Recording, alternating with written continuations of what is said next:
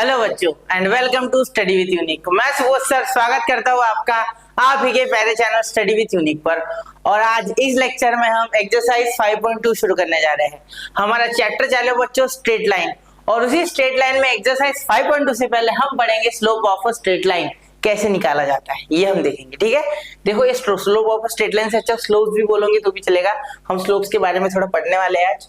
और याद रखना स्लोप आपने इससे पहले 10th में भी देख चुके हो, ठीक है, तो ये कोई डरने वाली बात नहीं है। ठीक है, मैं आपको पहले एकदम ग्राफ से लेके चलूंगा, मतलब एक्सिस क्या होती है यहाँ से मैं आपको बताते चलूंगा। ठीक है, तो चलिए शुरू करते हैं पूरा बेसिक से। ठीक है, पूरा डिटेल। मैं समझ रहा हूँ कि आपको कुछ नहीं आता उस केस में। ठीक है, देखो यहाँ पे मैंने क्या किया हुआ है, ये मैं बड़ा कर दूं थोड़ा। ओके, यहाँ पे देखो, यहाँ पे मैंने एक एक्स एक्सिस और वाई एक्सिस ड्रॉ करके रखी हुई है। ठीक है, ये देखो ये एक्स एक्सिस, ये वाई एक्सिस और ये ओरिजिन। ठीक है, और ये जो लाइन है, ये सपोज लाइन एल, मैं इसको बोल देता हूँ लाइन एल जो रेड में है, that is parallel to x axis, that is parallel to x axis। Okay, और यहाँ पे मैंने कोई भी एक पॉइंट ले लिया a जिसको मैंने x1 y1 बोला, कोई भी एक पॉइंट ले लिया b जिसको मैंने बोला x2, y2, कुछ भी। ठीक है, अब हमेशा याद रखना आपने 10th स्टैंडर्ड में स्लोप का क्या फॉर्मूला पढ़ा था।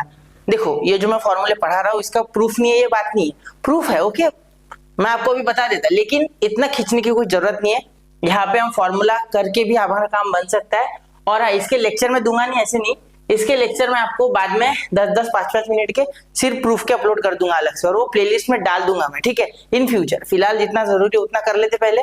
ओके, ठीक है, तो देखो यहाँ पे अगर आप देखोगे first formula for slope of a line, और slope of a line denoted by M. कैसे डिनोट होता है ये? एम से, एम से डिनोट किया जाता है ये। ठीक है, तो ये होता है y2 minus y1 upon x2 minus x1। और ये फॉर्मूला आपने कब देखा था बच्चा? ये फॉर्मूला आपने 10th में देखा था। बिल्कुल आपको याद होगा शायद, मेरे हिसाब से याद होगा, याद करो। ठीक है, ये फॉर्मूला आप देख चुके हैं। मतलब कोई अगर दो पॉइंट्स है, उनके कुछ कोऑर्डिनेट्स है, तो ऐसे स्लोप निकाल सकते हैं। ठीक है, अब दूसरा फॉर्मूला थोड़ा सा ट्रिग्नोमेट्रिक था, मतलब ट्रिग्नोमेट्रिक फंक्शन का यूज करके था। Slope of line m is equal to tan theta. And what is this tan theta? This theta is the angle between the x axis and the line. याद रखना ये theta जो है, this is the angle between the x axis and the line, and always it is measured in anticlockwise direction. ये ऐसे ही गिना जाएगा हमेशा, क्लॉकवाइज डायरेक्शन में कभी एंगल नहीं गिनना स्लोप के लिए, एंटी क्लॉकवाइज ही गिनना। और ये हमेशा एक्स एक्सिस और उस लाइन के बीच में का एंगल होगा, और एंटी क्लॉकवाइज डायरेक्शन में ही होगा। समझे? ओके, समझ गए? Positive x axis and the line, ऐसे बोलो तो बेटर है। Positive x axis and the line, here it will be negative ना, एक्स एक्सिस नेगेटिव हो जाएगी, इसलिए। क्लियर? मेरी बात समझ रहे हो? ठीक है, तो मेरे हिसाब से आप समझ गए मैंने क्या बोला। तो अब मैं यहाँ पे भी बॉक्स बना लेता हूँ। ठीक है, अब कुछ और इंफॉर्मेटिव बातें कर लेते हैं थोड़ी बहुत। देखो अगर सपोज कोई पॉइंट मैं लेता हूँ, यहाँ पे मैं अगर कोई पॉइंट लेता हूँ अपने मन से, थोड़ा सा मोटा कर देता हूँ हमारे घर, है ना।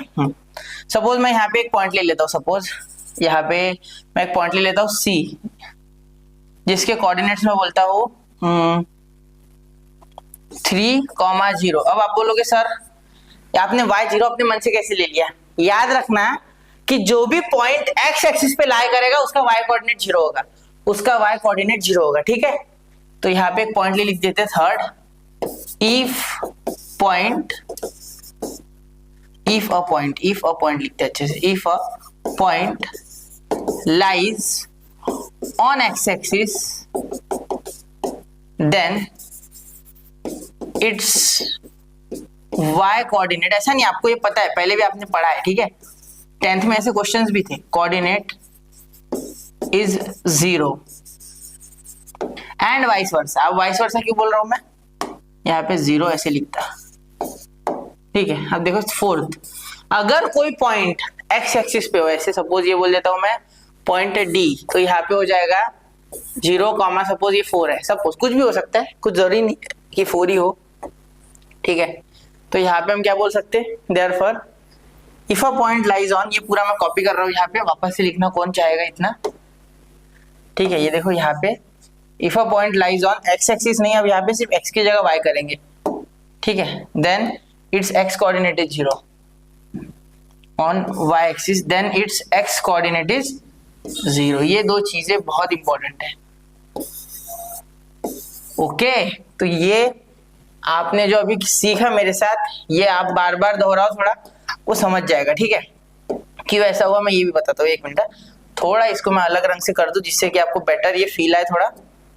अब देखो, अब सुनो सुनो सुनो, सिंपल सी बात है बेटा, अगर कोई पॉइंट एक्स एक्सिस पे है मतलब वो एक्स में ही है, वो वाई पे गया ही नहीं, मतलब उसका एक्स कोऑर्डिनेट तो है लेकिन वाई कोऑर्डिनेट नहीं है। अगर कोई पॉइंट वाई पे है इसका मतलब उसका वाई कोऑर्डिनेट तो है लेकिन एक्स कोऑर्डिनेट है ही नहीं, ठीक है।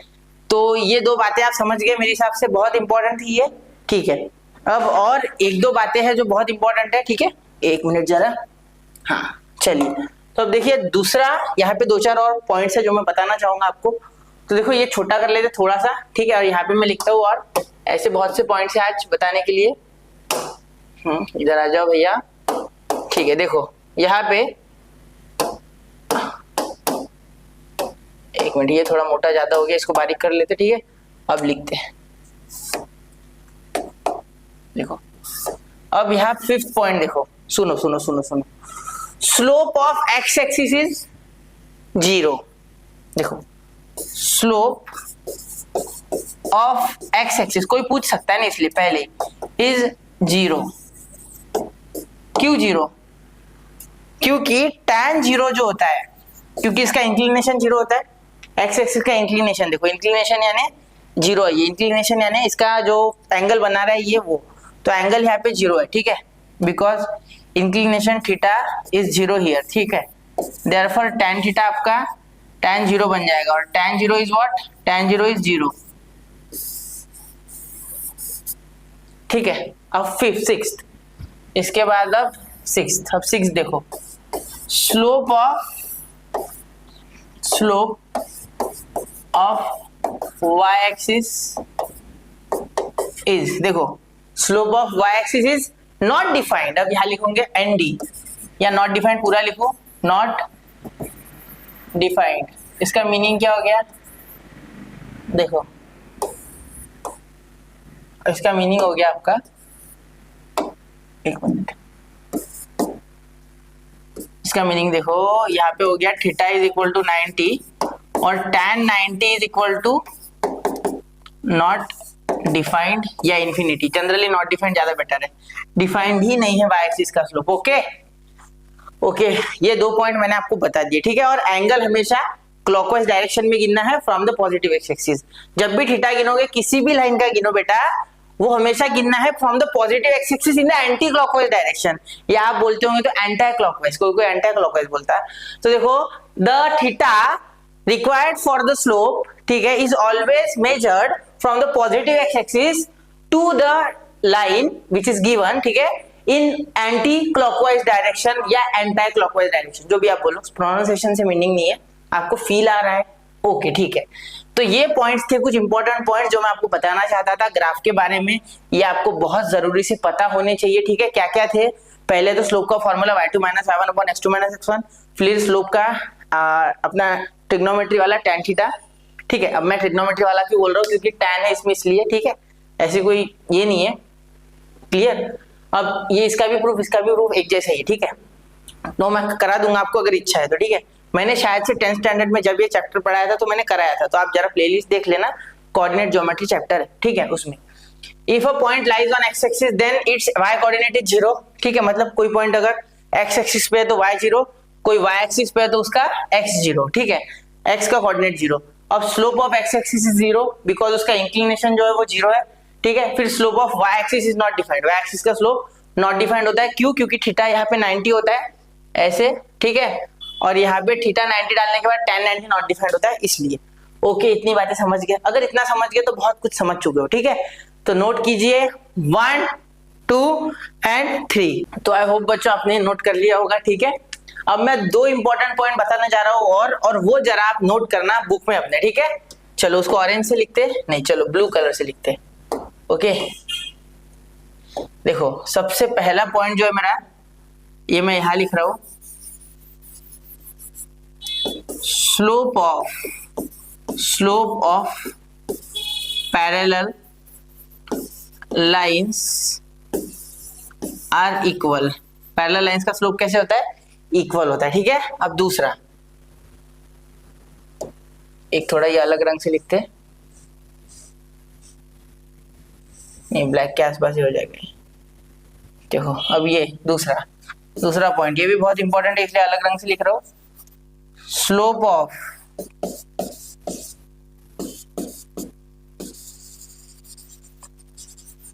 परपेंडिकुलर लाइंस, अरे थोड़ी जगह होना यार, जगह कम पड़ रही।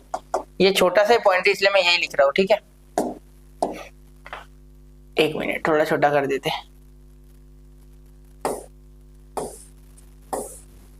अरे क्या हो गया? स्लोप ऑफ परपेंडिकुलर लाइंस, एक minute. Slope of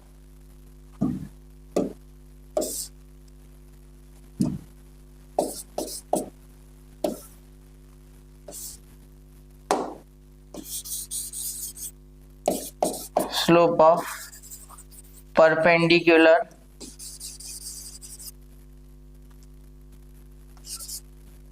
lines are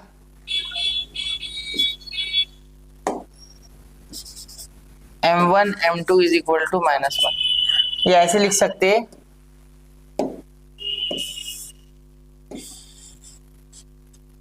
देखो प्रोडक्ट ऑफ स्लोप लिखते हैं ना, ऐसे नहीं लिखते, product of slope, product of, देखो product of slopes of perpendicular lines are m1 m2 is equal to -1। मतलब इन दोनों का जो प्रोडक्ट है वो -1 होता है। क्या होता है? परपेंडिकुलर लाइंस का स्लोप का प्रोडक्ट -1 क्या होता है? -1। ये जरूरी है, ठीक है। इसे जरा मार्क करके रखना, ये काम में आएगा आपके बहुत, ठीक है। तो ये एक इंपॉर्टेंट पॉइंट है, इसको IMP नाम दे देते हैं। Okay, clear.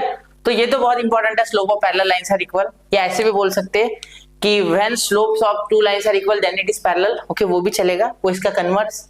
ऐसे बोलो, ऐसे बोलो, ऐसे खाओ या ऐसे खाओ, या ऐसे नीचे ऊपर से फिर घुमा के खाओ, आखिर खाना मुंह से ही जाएगा, ठीक है। समझ रहे? चलो, तो ये नोट कर लो, ये 2 पॉइंट मेरे लिए इंपॉर्टेंट थे, ये मैंने बता दिया। अब मैं इंक्लिनेशन ऑफ लाइंस के बारे में जाऊंगा, ठीक है। इंक्लिनेशन ऑफ स्ट्रेट लाइन, तो 2 लाइंस अगर इंटरसेक्ट करती है तो इनका इंक्लिनेशन क्या होता है? ओके, ठीक है, हो गया नोट, ठीक है। अब देखो, अब मैं inclination of 2 lines, inclination of intersecting lines वो लिखता हूं, ठीक है। देखो, इंक्लिनेशन ऑफ intersecting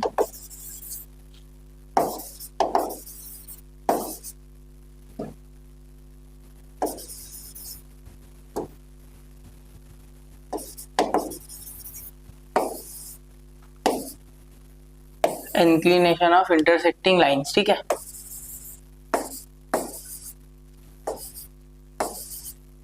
ठीक है, ध्यान से।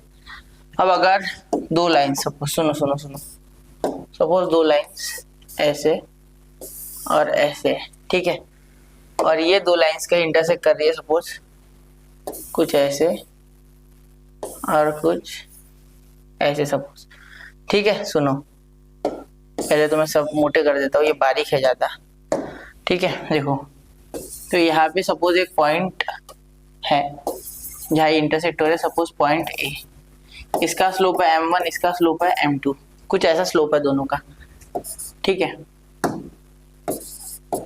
इसका स्लोप m2, ठीक है।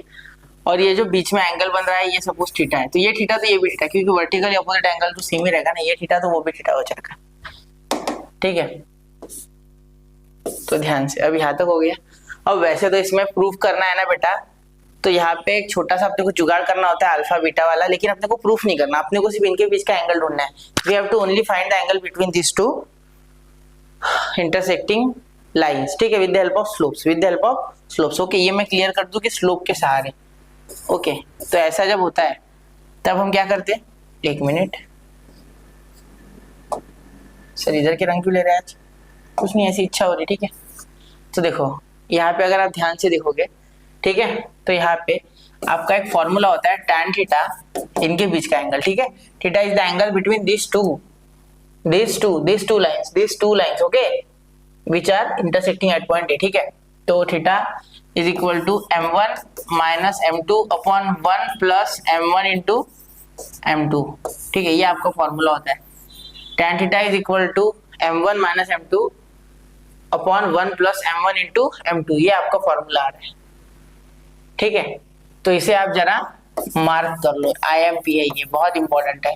ठीक है, इसको ऐसे भी लिख सकते, देखो इसको चेंज करके बताओ, theta is equal to tan inverse of m1 minus m2 upon 1 plus m1 into m2।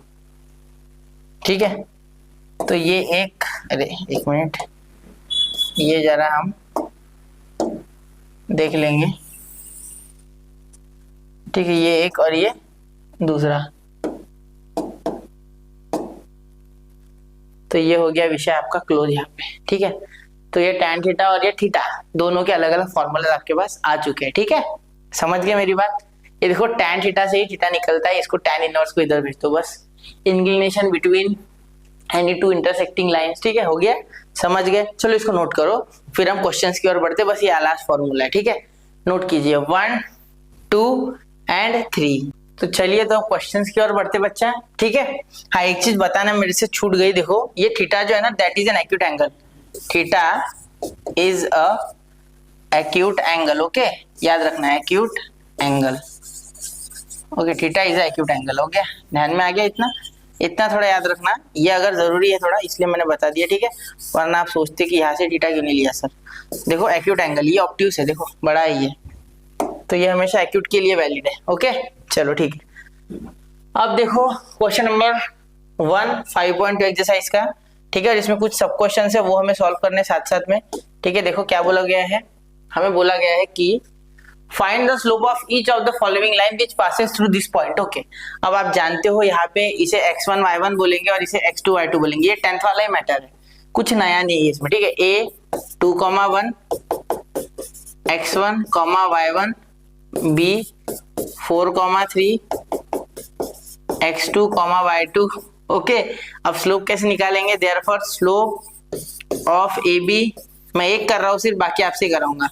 ठीक है, बहुत आसान है क्योंकि y2 minus y1 upon x2 minus x1। ठीक है, अब देखो यहाँ पे m लिख रहा हूं मैं सिर्फ, अब x2 और y2 क्या है, 3 माइनस 1 4 माइनस 2, 3 माइनस 1, देखो y2 3 है, y1 1 है, x2 4 है, x1 2 है, 4 माइनस 2, तो क्या आया, m is equal to 2 upon 2, यानी m क्या आ गया बेटा 1। Okay, therefore slope of AB is 1। ठीक है, ये हो गया आपका मैटर क्लियर है यहाँ पे। ठीक है, चलो समझ गए ना, बहुत ही आसान है, कोई डिफिकल्ट नहीं है। ठीक है, अगला क्वेश्चन मैं तो बोलते हो करके देख लो, टेक्स्ट बुक होंगी तो। ठीक है, वरना मैं यहाँ निकालता हूँ। देखो चलो आप करो, आ रहा है आपको ये -2 3 5 7, सिर्फ साइन का थोड़ा सा यहाँ पे माइनस दे दिया बस, और कुछ नहीं। ठीक है, देखो C -2, 3 D 5, 7, ये हो जाएगा x1, y1, और ये हो जाएगा x2, y2। तो ये देखो slope of CD, slope of CD m ही बोलेंगे इसको भी। ठीक है, y2 minus y1 upon x2 minus x1, क्या आया फिर 7 माइनस 3 अपॉन 5 माइनस -2। क्यों ब्रैकेट दिया? क्योंकि यहाँ भी माइनस यहाँ भी माइनस। ठीक है, अब देखो आगे, देयरफॉर m जो है वो स्लोप जो है वो क्या हो जाएगा 7 माइनस 3 4, और ये 5 माइनस माइनस प्लस 2, तो ये 7 हो गया। ठीक है, ये आप चाहो तो लिखो 5 प्लस 2, ऐसे लिख लो। ठीक है, कोई बहुत फर्क नहीं पड़ेगा इससे। ठीक है, तो ये आ गया आपका 4/7 और ये m। ठीक है, क्लियर? चलिए नोट कीजिए 1 2 एंड 3। ओके, ठीक है, क्वेश्चन नंबर 5, ये आपको मैं होमवर्क दे रहा हूँ बच्चा, ये आपको खुद से करना है। ठीक है, ये बस यही है भाई, कुछ नहीं है इसमें। ठीक है, इसलिए मैं नहीं कर रहा हूँ, छोड़ दे रहा हूँ, ये भी मैं आपको दे रहा हूँ। ठीक है, करने के लिए, तो आप ये कर लेना, इसमें कुछ है नहीं। ठीक है, वही एक ही फॉर्मूला लगेगा। ठीक है, छोड़ दो ये। अब आगे क्वेश्चन नंबर 7 देखो, if x and y intercepts of a line L are 2 and 3 respectively, then find the slope of line L। देखो क्या बोल रहे हैं, x and y intercept of a line L are 2 and 3 respectively, then find the slope of the line L. अब मैंने आपको बोला था कि यहाँ पे देखो x इंटरसेप्ट 2 है, मतलब इसके लिए y नहीं है क्या, y इसका 0 है क्योंकि ये x पे जा रहा है पॉइंट, ठीक है, और y इंटरसेप्ट 3 है, इसका मतलब यहाँ पे y 3 है, सिर्फ y 3 है, यानी कि x उस पे 0 है, ये बोल रहे हैं वो, ठीक है। तो सिंपल है, y बाय x कर लेंगे हम। सुनो बताता हूँ, ऐसे सपोज सोचो ये आपका कुछ ग्राफ है इस तरीके से, ये x ये y, ठीक है। तो वो जो 2 बोल रहा है ना x इंटरसेप्ट पे, इसका मीनिंग है कि ये 0,2 है, 2,0 और यहाँ पे जब 3 बोल रहा है इसका मीनिंग ये ऐसे होगा कि 0,3, एक मिनट जरा, 0,3, और ये हो गया आपकी लाइन L, एक मिनट,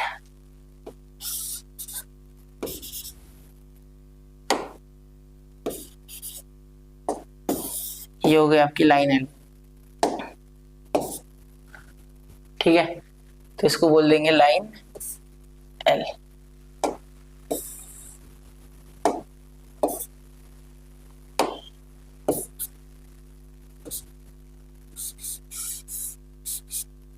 ओके, बात सही है, ठीक है। अब निकालेंगे क्या, कुछ नहीं निकाला, इजी हो गया। आप देखो, इसको बोल देंगे 0,3 को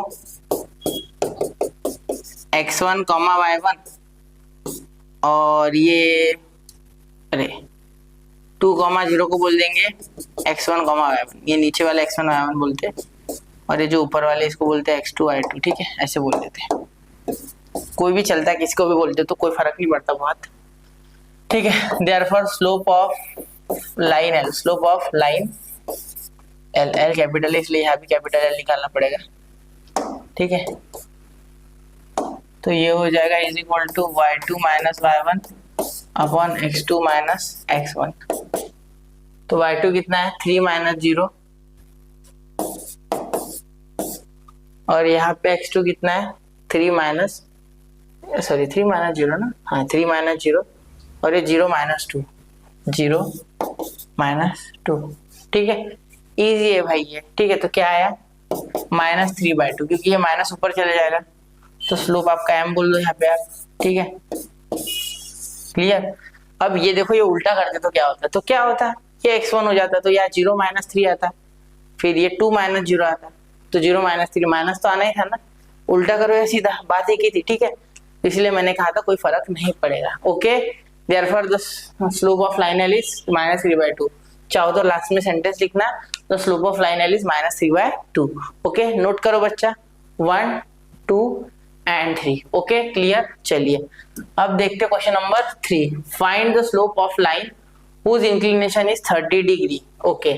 तो ऐसा हमें स्लोप ऐसे लाइन का बताना है जिसकी इंक्लिनेशन 30 है, ओके। देखो ऐसे कोई x, ये y,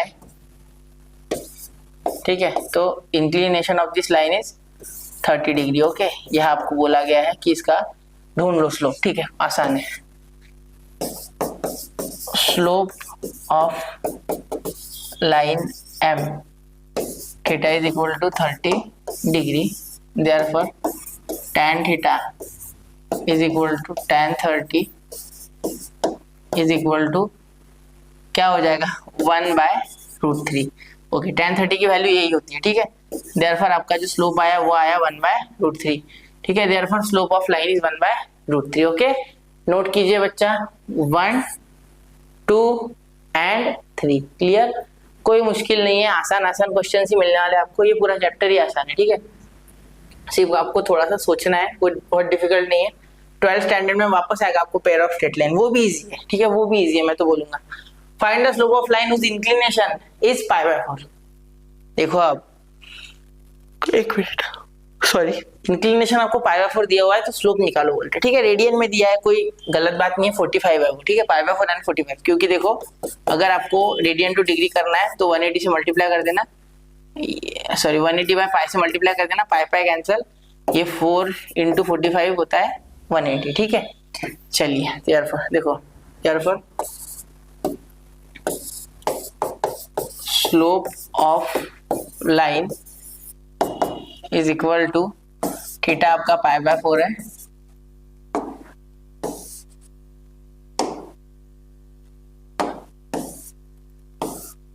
थीटा आपका पाई बाय 4 है, तो tan थीटा, तो tan थीटा कितना है, tan पाई बाय 4, तो tan 45 यानी कि 1, m कितना आ गया आपका 1, ठीक है, बस हो गया। Therefore slope of line whose inclination is pi by 4 is 1, ठीक है, नोट करो 1 2 एंड 3। बोर हो रहा है क्या? नहीं नहीं बोर मत होने दो, आसान है, ठीक है, धीरे धीरे आगे बढ़ते जाएंगे क्वेश्चन का लेवल। अब ये 5th, a line makes intercept 3 and 3 on a coordinate axis, find the inclination of the line। देखो 3,3 बना रहे कोऑर्डिनेट एक्सिस पे, मतलब x पे भी 3 y पे भी 3। अब यहाँ वही पिछले वाले जैसे 1 स्लोप आएगा, लेकिन मैंने ये सोचा कैसे, देखो बताता हूँ। देखो इसमें क्या होता है ना, आपको फिगर ड्रॉ करते आनी चाहिए, ठीक है। ग्राफ पे अगर पॉइंट प्लॉट करना एक बार आप सीख गए ना, तो बड़े से बड़ा क्वेश्चन मिल जाएगा, ठीक है। देखो x का भी इंटरसेप्ट 3 है और y का भी 3 है, ऐसा बोल रहे हैं वो, ठीक है। तो x पे कहीं ये 3,0 पे हो गए होंगे, और यहाँ पे कहीं भिड़ गया होगा ये 0,3 पे, क्योंकि यहाँ पे x 0 है तो 0,3, मतलब अगर यहाँ से लाइन जोड़ते भी हो, ठीक है, ऐसे, तो ये इतना जो है ये 3 है, और इतना जो है ना यहाँ से यहाँ तक ये भी 3 है, तो 3 3 यानी ये एक आइसोसेलेस ट्रायंगल हो गया, जिसका मीनिंग हो गया कि ये एंगल 45 और ये भी एंगल 45, क्योंकि ये हो जाएगा बेटा 90। मेरी बात समझे नहीं क्या? समझ गए होगे मेरे हिसाब से, ठीक है, क्योंकि दोनों साइड्स इक्वल है, दोनों साइड 3 3 ये ट्रायंगल बनाओगे तो आप इस लाइन के सहारे, तो 90, ये तो इनके बीच में कोऑर्डिनेट एक्सिस के बीच में तो 90 का एंगल होता है, फिर ये 180 का एडिशन होता है पूरा, तो 180 माइनस 90 90, तो इन दोनों को डिवाइड करके 45 45। Okay clear. चलिए अब बहुत आसानी से सॉल्व हो जाएगा क्वेश्चन, अब कुछ दम नहीं बचा, ठीक है। देखो therefore theta is equal to 45 या पाई बाय 4, जो भी आपको लिखना है, दोनों एक ही बात है। Therefore slope of given line, slope of given line, नाम भी दे सकते इसको, ट्रायंगल को कुछ, और फिर पूरा सॉल्व करके बता सकते, लेकिन कोई फायदा नहीं है। स्लोप ऑफ गिवन लाइन ऐसे डायरेक्ट भी चलेगा, is equal to tan theta is equal to tan 45 is equal to 1। तो ये आपका स्लोप m है सपोज, तो m आपका आ गया बेटा 1, ठीक है, नोट करो 1 2 एंड 3। ओके चलिए अब चलते आगे, क्वेश्चन नंबर 6। अब देखो question number 6, without using Pythagoras theorem show that points a 4,4 b 3,5 and c -1,1 are the vertices of a right angle triangle. अब ये जो क्वेश्चन है बच्चा, ठीक है, इस क्वेश्चन में हमें बताना है कि एबीसी राइट एंगल ट्रायंगल के आपके जो वर्टिसेस है या पॉइंट्स है वो है, ठीक है। तो पाइथागोरस थ्योरम यूज नहीं करना, मतलब आप ये नहीं कर सकते कि hypotenuse square is equal to one side square plus other side square, ठीक है, प्लस अदर साइड स्क्वायर, वो आप नहीं बता सकते। यहाँ पे आप अब किसका यूज करोगे, देखो दो चीजें होती है राइट एंगल ट्रायंगल के पास, एक उसका एंगल जो 90 डिग्री होता है, और एक उसका पाइथागोरस थ्योरम जो खासियत है उसकी। तो यहाँ पे मैं 90 डिग्री का यूज करूंगा, यहाँ पे मैं कोशिश करूंगा कि ऐसी दो साइड्स, अगर राइट एंगल ट्रायंगल होगा तो जब मैं ए बी बी सी और ए सी इन तीनों का स्लोप निकालूंगा, तो उसमें से कोई भी दो साइड का स्लोप जो है वो जो प्रोडक्ट होगा उन दोनों का, उन दोनों साइड्स के स्लोप का जो प्रोडक्ट होगा, तो मेरे पास -1 आएगा। और ये प्रॉपर्टी मैंने आपको स्टार्टिंग में बता दी थी कि देखो product of slopes of perpendicular lines are -1, मतलब इज -1, आर की जगह इज बोल दो, m1 m2 is equal to -1। ये मैंने आपको स्टार्टिंग में इसकी हिंट दे दी थी, ठीक है। तो अब उसी के सहारे हम ये क्वेश्चन सॉल्व करने वाले हैं, ठीक है। तो चलिए शुरू करते हैं। Points A B and C are the vertices of a right angle triangle. Okay देखो ये क्या बोल रहे हैं मैं बताता हूँ आपको। देखो पाइथागोरस थ्योरम यूज नहीं करना ना, तो यहाँ पे आपको ये एक ही बात बोलेंगे कि यहाँ पे स्लोप निकालो, ठीक है। अगर ये राइट एंगल ट्रायंगल के होंगे पॉइंट्स, तो दो साइड का स्लोप कुछ भी आए, एक साइड का स्लोप 100% 0 आएगा और एक साइड का स्लोप 100% नॉट डिफाइंड आएगा। ओके अब ये क्यों बोल रहा हूं मैं, ये जिस भाषा में बात कर रहा है उस भाषा में बता रहा हूं आपको, ठीक है। देखो करके दिखा दो, ज्यादा अच्छे से समझेगा, ओके, अंडरस्टैंडिंग बढ़ेगी। तो देखो ए क्या है यहाँ पे 4,4 यानी कि x1, y1, और जरूरी नहीं ये कंडीशन हर बार हो, लेकिन इस क्वेश्चन के साथ यही कंडीशन के सहारे सॉल्व करना पड़ेगा, ठीक है, जो मैं अभी कर रहा हूँ। क्योंकि कभी कभी ऐसा नहीं होता है, कभी कभी आपके एक्सिस ही टेढ़े होंगे। अब वो जो मैं बोल रहा हूँ वो समझा नहीं, शायद तो समझेगा धीरे धीरे, रुको जैसे जैसे चैप्टर आगे बढ़ेगा। x2, y2 ये अगले साल समझ जाएगा, टेंशन मत लो, इस साल ही सारा सीख लोगे। x3, y3, ओके ठीक है। तो ये देखो यहाँ पे x1, y1, ये x2, y2, x3, y3 सही लिखा मैंने, ओके।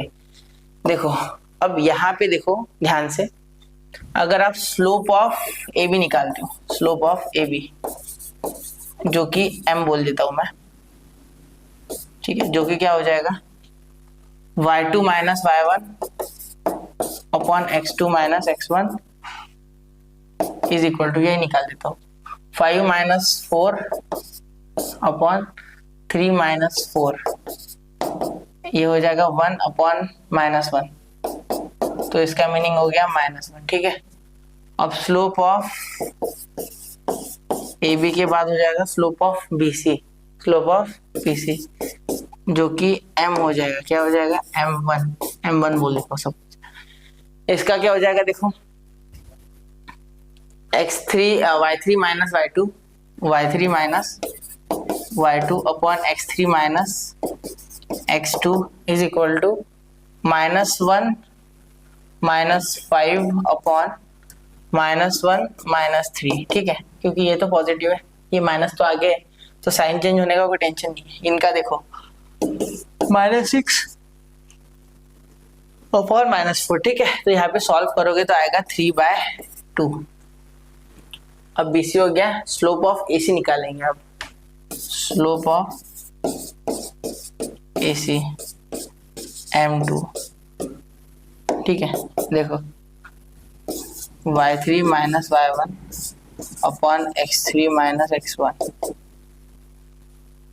-1 और ये -4, सॉरी -1 -4, ये दोनों सेम ही था, -1 -4 अपॉन -1 -4 यहाँ पे, ठीक है, तो ये आया -5 अपॉन -5, माइनस कैंसिल, तो ये आ गया 1। अब देखिए अब आगे क्या होगा। अब यहाँ पे जैसे कि मैंने आपको स्टार्टिंग में बताया था कि अगर 90 डिग्री है, मैं स्टार्टिंग में एकदम स्टार्टिंग में बताया था बेसिक्स में कि अगर दो पॉइंट्स जो है, दो, जैसे सपोज ये ट्रायंगल ABC है, सपोज ABC, तो ये AC है ना, AC और AB, तो ये ABC है, ओके, ABC नहीं यहाँ लिखते, ओके, BC यहाँ पे मेरे हिसाब से ऐसा, और ये A है। तो देखो AC और BC दोनों का अगर आप क्रॉस करोगे तो देखो प्रोडक्ट करोगे स्लोप का, तो -1 आ रहा है। देखो मैंने आपको स्टार्टिंग में ही कहा था कि अगर इफ AB और AC अगर परपेंडिकुलर हो गए तो M, इसका M और इसका M2, इन दोनों का प्रोडक्ट आ रहा है 1 इंटू -1 इज इक्वल टू -1, और ये -1 तभी आना पॉसिबल है अगर ये दोनों परपेंडिकुलर है तो, ठीक है। Therefore product of two perpendicular lines is -1, slopes of two perpendicular lines is -1, okay, so therefore we can say that triangle ABC is a right angled triangle। और अगर आप ऐसा बोलना चाहे कि ये पॉइंट है राइट एंगल ट्रायंगल की तो वो भी चलेगा, ठीक है, मैंने ये बोल दिया डायरेक्ट ये राइट एंगल ट्रायंगल है, ठीक है, ओके, समझ गए, ठीक है, तो नोट कर लिया बच्चों, ठीक है। तो यहाँ पे ये हम लेक्चर फिनिश करते, ठीक है, तो ये छोटी सी प्रॉपर्टी के सहारे हमने कर दिया, ठीक है, पूरा क्वेश्चन। तो यहाँ पे अब अगले लेक्चर में मिलेंगे, यहाँ पे रुक जाते, ठीक है, क्वेश्चन नंबर 7 से अगले लेक्चर में करते, बचे हुए 5 क्वेश्चन, ठीक है। तो पढ़ते रहे, आगे बढ़ते रहे, जल्दी मिलते हैं। जय हिंद, जय भारत।